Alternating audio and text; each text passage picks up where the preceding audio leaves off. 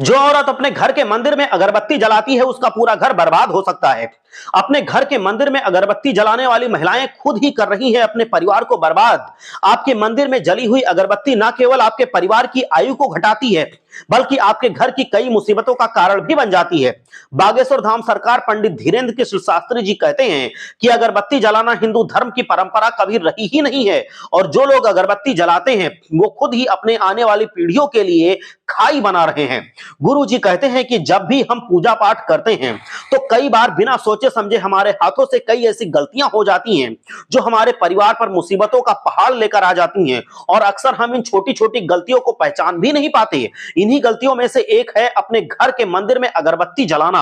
अपने घर के मंदिर में अगरबत्ती जलाने के बारे में भी बालाजी सरकार ने कहा है कि सबसे पहले यह समझ लीजिए कि हमारे हिंदू धर्म में अगरबत्ती को बिल्कुल भी नहीं जलाना चाहिए, क्योंकि अगरबत्ती सबसे पहले तो बांस की बनी हुई होती है और बांस को जलाना हमारे शास्त्रों में महापाप माना गया है, क्योंकि हमारे पूर्वज कहते थे कि बांस को जलाने से हमारा वंश जलता है। इसीलिए चूल्हा जलाते समय भी कभी भी बांस का इस्तेमाल नहीं होता है और पुराने जमाने के लोग बांस की टोकरियां, सूप जैसी कई चीजें बनाकर अपना पेट पालते थे, तो अपनी आजीविका के साधन को जलाना उन्हें पाप लगता था।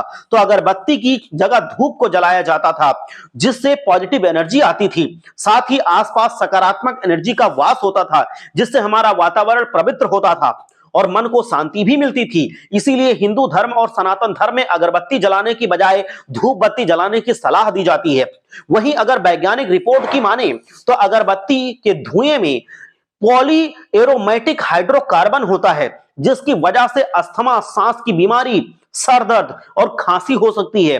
और आप भारतीय मंदिरों को देख लीजिए, यहाँ के पुजारियों में ऐसी समस्याएं देखने की आम बात है और जो खुशबूदार अगरबत्ती हम अपने घर में जलाते हैं और जिसके बारे में हम सोचते हैं उसमें कार्बन मोनोऑक्साइड गैस भारी मात्रा में निकलती है जो आपके फेफड़ों के अंदर समा जाती है। गुरु जी कहते हैं कि अगरबत्ती जलाना हिंदू धर्म का नहीं बल्कि मुस्लिम धर्म की परंपरा रही है।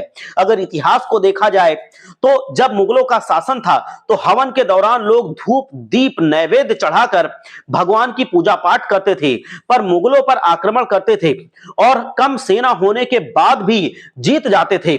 जब औरंगजेब ने देखा कि हिंदू लोग अपने भगवान से शक्ति लेकर हमें हराते हैं, तब उन्होंने यहाँ के मंदिरों और धार्मिक स्थानों को तोड़ना शुरू कर दिया और फिर उन्होंने हमारे धर्म ग्रंथों का अध्ययन किया तो उन्होंने देखा कि हमारे धर्म में बांस को जलाना अशुभ माना गया है।